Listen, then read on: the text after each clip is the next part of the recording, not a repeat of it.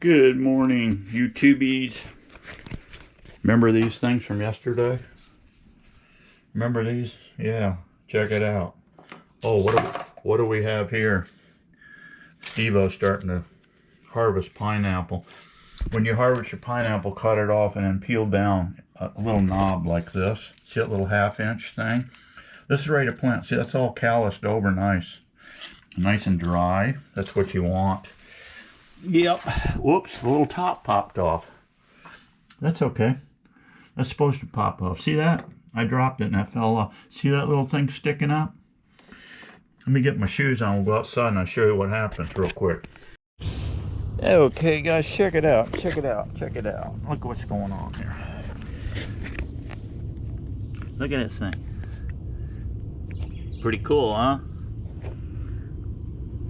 That is red mangrove. Now I've got some. Let me take you out back here a minute. Look what I got here. Oh, deep woods off. I don't need to aerial spray with a helicopter. I have some of this. It's DEET. Long-lasting protection. I've been using this for 100 years, guys. It's only got 25% DEET in it, and then the rest is just probably, I don't know, Barack Obama fairy dust in it or something. I don't know. How you guys doing today? You doing all right? Steve-O's just doing wonderful. Just doing wonderful. I set up this beehive here.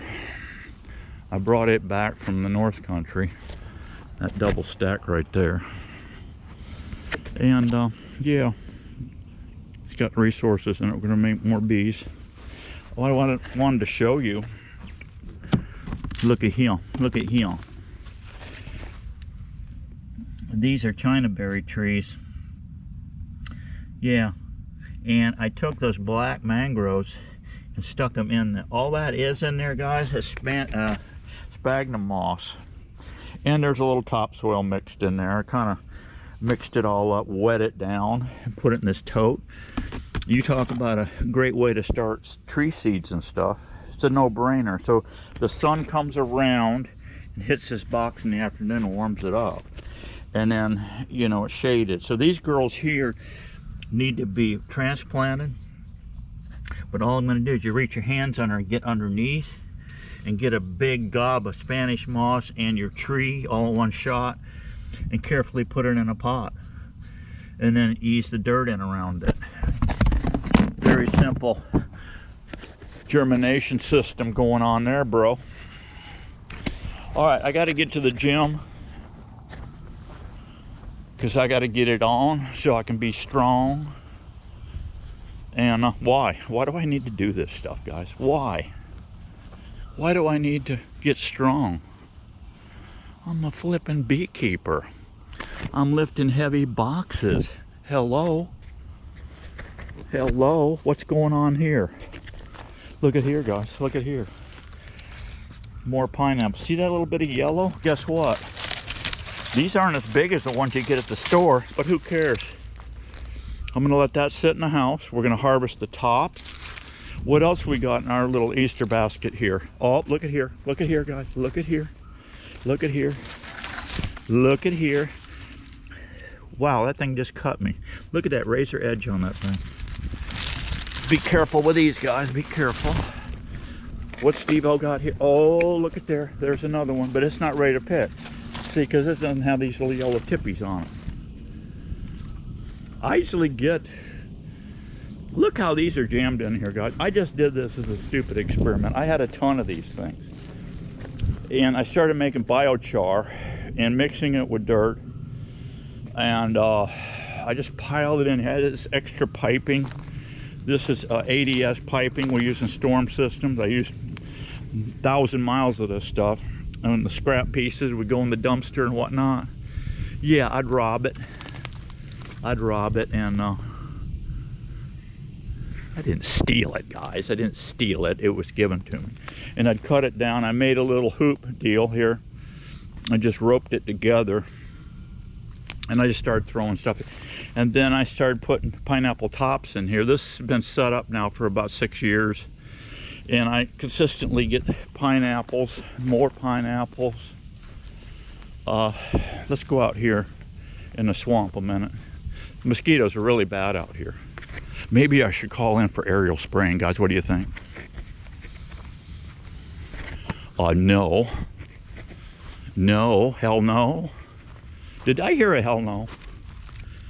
Did I hear a hell no from you people? Let's go over here and look, see what's going on. You need... Do I have a few boxes, guys? I got these and I got a pile over there. Look at this, guys. This here has been here for about 11, 12 years.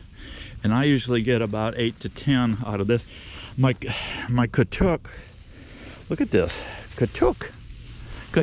Oh my God. And this is in that biochar dirt I've been telling you about that the Mayan Indians came up with.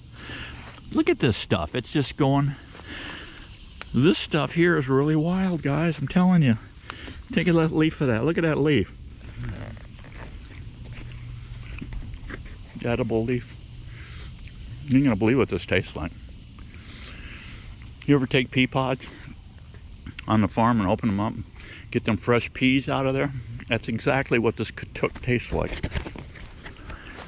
I don't eat a lot of that. I'm a carnivore. Look at here, guys. Look at here. Oh yeah, look at here.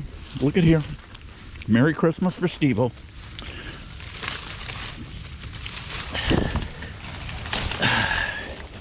Merry Christmas for old Steve-O. And you know you have to get these like this. You know why?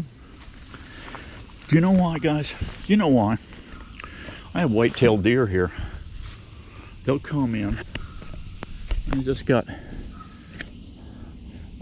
hooked by one of these. These are got blades on them now. Be careful, guys. They'll make you bleed.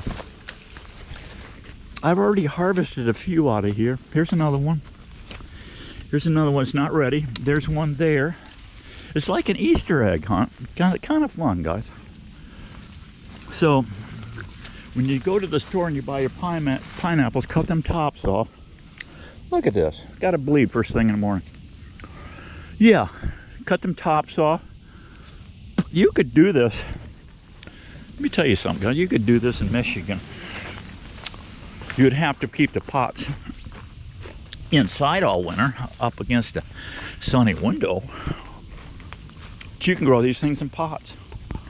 Now, when you get your top, you're out of the store and everything, you're looking at 3 years before you see your first fruit. No big deal. No big deal, guys. All right, let me quit fooling around here.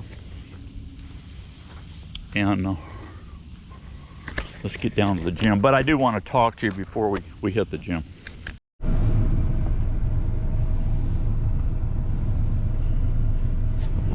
Yeah, cabbage palm, guys, is still pushing out. This is about all gone to seed, but there'll be probably a few more stalks coming out of that. I can't even imagine, guys. That's been going since June 1. I can take you back here to my grocery store. There's islands in there, and for whatever reason, them things are just still busting out strong. Yeah. And one of my questions was to the head honcho at Mosquito Control was the only thing the Mosquito Control is thinking about, guys, is in their little bitty brain there. What they're thinking is bees work during the day. Hope this truck doesn't hit this car behind him. No, he's good.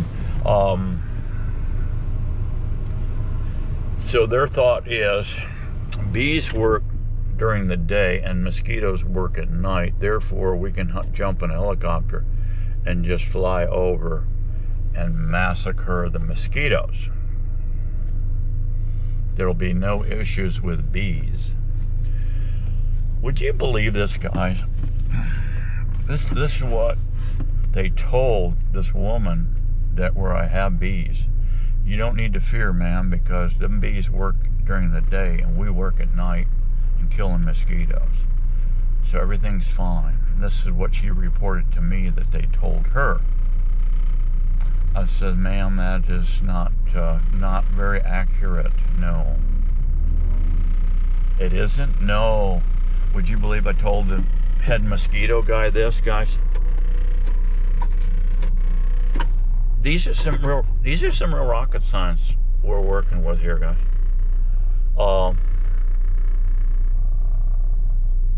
Yeah. There's some geniuses here now. I really tweaked his panties up when I told him. I said, I would like to. He said, what would you like to see? I said, I would like to see the entire operation shut down. Oh, we can't be doing that.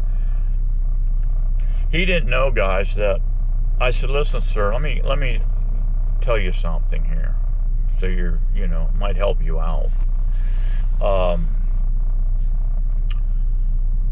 If my bee flies out 2 miles out here to get some nectar stores and come back to the house with it, he may get caught in a thunderstorm and he may go up under a leaf. Or he's way out and he can't get back to the house by dark. He's going to find a tree at last light because he's going blind, and he's going to sit there until daybreak, and then he's coming back to the house. And I said, sir, I have little closing valves. My beehives, guys, are different than anything out there, okay? Anything out there. These are homemade boxes. I'm utilizing a factory frame, standard factory frame. You guys seen those ones they use in the UK, those big frames, and they look all homemade stuff. There's nothing really intricate about them. They're just really simple frames, and I made a ton of them back in the 80s. I had a table saw. I'm burning out. I was getting clear lumber, stud lumber off of job sites, the cut pieces. Anything that was 9 inches or more, I'd grab it. And I was making end bars, top bars out of 2x4s, guys. Yeah, 2x4s. You can whack out some pretty frames like that if you want to get just scab lumber that they're throwing away in the dumpsters, and there's tons of it. Anyway, yeah. So I'm branching off on different things. I'm forgetting where I'm going here with all this. But I told this dude, listen. I was going with the entrances and telling you about the boxes. That's what my beefy beehives. I bore a 1 3/4 hole in one end of that thing. There's no sticky outy landing board on my hives. None. Made 1 million of them with the board sticking out, and I did it just like Date Ant does and Man Lake does and all that. I made them just to their specs. Found out I don't need to do none of that because I want simplicity. I want speed in beekeeping. I want speed in building boxes. I want a cheap box. My boxes don't cost you hardly anything. They're cheap. You guys getting into beekeeping, just going out willy-nilly buying up all this stuff. No, unless you got hunter stolen money. No, you might have Miss Daisy like I have, and Miss Daisy's gonna say her only thing is show me the money. Show me the money.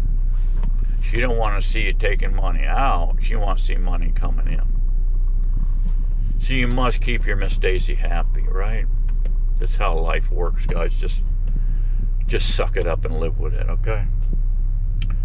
Or you're going to be in divorce court. Anyway. So I told this dude, listen, my hives have this 1 3/4 hole board in the front end of it. Okay. I've gone out there after dark and shut that thing. And then I've come back after the sun is up and warmed up good and the bees are flying. You know what I've discovered, sir? What's that? There's 300 to 400 bees or more on the front of that hive that was trapped out all night long. And he goes, oh, I'm learning things.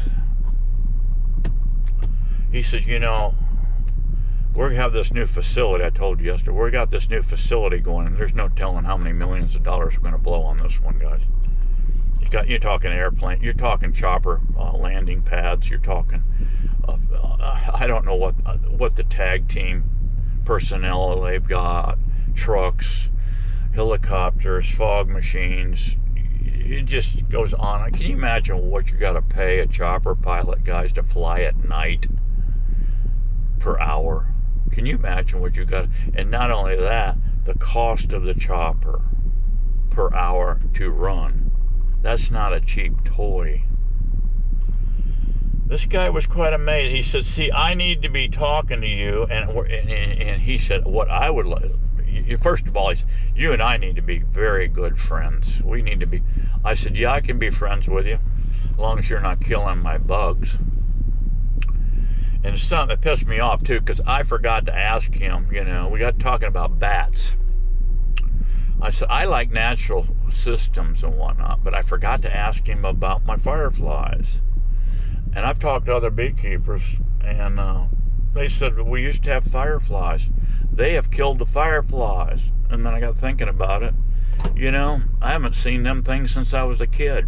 When I first moved to my place in '99, I did have fireflies. I'd go out back and boom, you could see them lighting up, right? Not many though. Maybe I'd see 3, 4, half a dozen of the tops. Nothing like when I was a kid, the whole backyard was lit up. You go out and sit out there. We didn't have video games back in the day. You could sit out there and watch the firefly show. That's gone. They're all gone. I forgot to ask him. Next time I talk to him, I'm going to say, sir, I want to know, where are my fireflies? I want to stroll down memory lane. But I don't think I can anymore because of you people. Now, did they take out the fireflies? I don't know. But I went online last night. I got really bored, so I got online last night. And hummingbirds came up. Yes, this mosquito spray will kill and hurt hummingbirds. Are you kidding me? Are you kidding me? This isn't a conspiracy theory that was in the literature. Very harmful to hummingbirds, of all things. Wow, I just couldn't believe it, guys. What they're doing. Just carpet bomb the crap. And I said, all this aerial spraying, how can I trust any of it, sir? He said, what do you mean? Well, I wasn't in Vietnam, but we got 22 a day guys, vets killing themselves, and the majority of them got aerosol, aerial bombed with Agent Orange. Oh yeah, that was a bad one, wasn't it? That was a bad one. I don't think this guy's very old. I was talking to him. I didn't ask him his age. He didn't sound like he'd been around too long. And I said, I would like to see, sir, about 100,000 bat houses from the Everglades to the Panhandle all along the coast. Well, we've studied bats. Yeah, we've studied bats, and they really aren't that all much beneficial for mosquito control. I'm thinking, I wonder why that is when you don't have that many of them anymore, because you guys have jerked away their food source. He said they are bug eaters, but something, he says, instead of going after, if there's night moths out there, they rather eat a night moth because it's a bigger meal than eating 50 mosquitoes. Well, okay, that's fine. Well, they're not eating mosquitoes. They may pick up a moth or this or that, but there's a hell of a lot more mosquitoes, and they're good at it. According to what I read, you guys read, get online and say, are bats, there's a cajillion, I guess, different kinds, but our bats, the Florida bats, they got the little bitty ones and they go on up. Are they good at mosquito control? And you read that literature and you'll say, yeah, I think they are. I think they are going to be okay for that. Who's pinging me this morning? Okay. So it was an interesting conversation, and him and I are going to have more conversations. And he said at the new facility, you're not going to believe what we're going to have out back of our facility. He said, we're going to get bees, and we need a person just like you to come down and educate us on how to raise bees. We have some guys lined up. We have beekeepers lined up to come down and show us how to get these going. But we definitely want to have bees. So it's a whole thing. And then the other thing, you know, to get everybody warm and fuzzy, well, we raise bees here. We're spraying, but we have bees. You can see them out here. But they're not going to fly over their own yard and hit them bees. And they probably don't have a clue what they're getting into, because if you don't have a nectar source close by, you're going to be feeding them. So there you go, guys. They're going to be raising bees on taxpayer expense. Yes. Buying sugar. That's all they're going to do. And I'll tune him up on that. You know, I'm going to just say, listen, you got bees here? What crops you got here? He's going to just say, I don't know. I said, well, I can do an aerial drive-by shooting on that one, or a drive-by shooting, and I can let you know real quick if what you're doing going to be putting bees out back of that taxpayer expense building you just put up is going to be is worth it. Because if you ain't moving bees around like Steve-O, or if you don't get in a honey paradise like Steve-O's in, them bees ain't going to make it. You're going to have to be feeding them. You're going to be running back and forth to the flipping sugar store to get food for them. And that's all going to be on our dime. Every bit of it, guys. Every bit of it. It just goes on and on, see, with this government, the shenanigans. Now, their big fear tactic is, of course, the viruses. Yeah, we got all these bad viruses. I don't doubt it, guys. I don't doubt there's some bad viruses. And if your immune system ain't up to speed, which 90% of the people in this country, their immune system sucks. And why? Because they're eating the standard American diet that our leaders, our fearless leaders that are running this country, promote. Push. Grains. You got to have fiber. They keep pushing this false narrative that is crazy. No. What you need is good, fatty meat. That's what human beings need to run on. You don't have to be a biologist for this one, guys. But there's plenty of nutritionists out there that are pushing this stupidity. You got to have all this fruits and veggies, all this. No, you don't. You need some good meat. Your body will run so nicely, and it'll love you for it. Yes, it will. You'll break out with all kind of problems. Just you know, the hospital, just keep adding extra wings to these hospitals. The parking lot's full. You got to have valet parking to go in even to the emergency room, guys. It's flipping crazy. So who is bugging me now? Oh boy. Oh, Carrabba's wants to give me 2 dinners for $45 plus $7 bites and $7 cocktails at happy hour. Wow. How did they get my number? I must have signed up for some meal package, and now I'm not. Now they got me going forever now. So I'm just a quickie here before I go into the gym. Thought I'd touch base with you and give you a little tune-up on what's going on. I've decided to eat all of the stupid, mistake that they made, killing bees and stuff. But I told them this will be you get one freebie. You get one $4,000 freebie. Okay, I'm going to give you $4,000 freebie. they should have probably said, holy crap, who do I cut the check to? But see, that $4,000 that I'm saving them by not paying me for my dead bees, that you know, I'll donate that for their little Christmas bonus fund, you know. But I've told them, I said we need a real hefty buffer zone between my bees and your helicopters and your ground truck. Well, what are you thinking? He said. He's testing me. I said, 3 miles. 3